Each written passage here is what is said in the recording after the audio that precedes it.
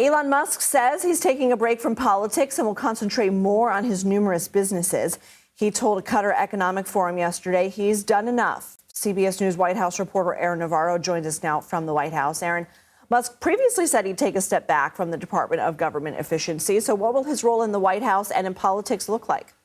Lindsay, as we understand it now, he will still be an advisor to the president. And I was told by the White House recently that he will stick around as long as President Trump wants him to. And, you know, Elon Musk was most notably in that Oval Office meeting with the South African president earlier today.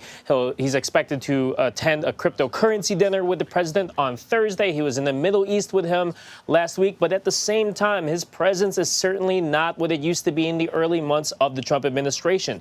A potential reaction not just to the political blowback from the efforts of DOGE, but also the internal conflicts we've seen reported with cabinet officials, such as him and Treasury Secretary Scott Bessent picking two different people to lead the IRS. Of course, Elon Musk has his businesses as a factor, as you've seen the stock in Tesla drop since he really became entwined with the White House, and he has said that that is a reason he is returning. And real quick, just on paper, there is this timeline of 130 days that Musk has in the calendar year as a special government employee to do work with the government. And you're seeing him say in interviews he's just going to spend a couple of days every couple weeks in D.C. doing DOGE work. So that could extend that timeline potentially throughout the year.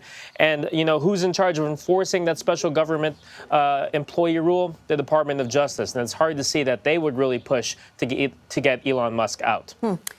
Where do the efforts of DOGE currently stand?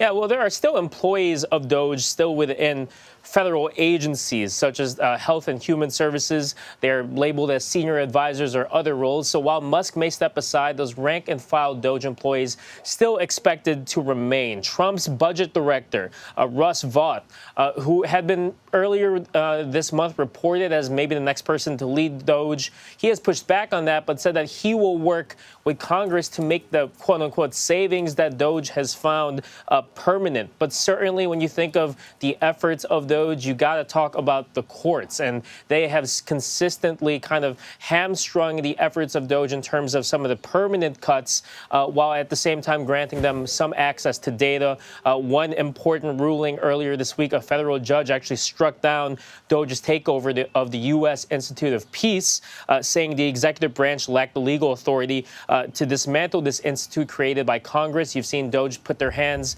in the bucket of several types of organizations, institutes like this. So this ruling could really impact some of the more recent work that DOGE has been trying to do. Aaron Navarro, thank you.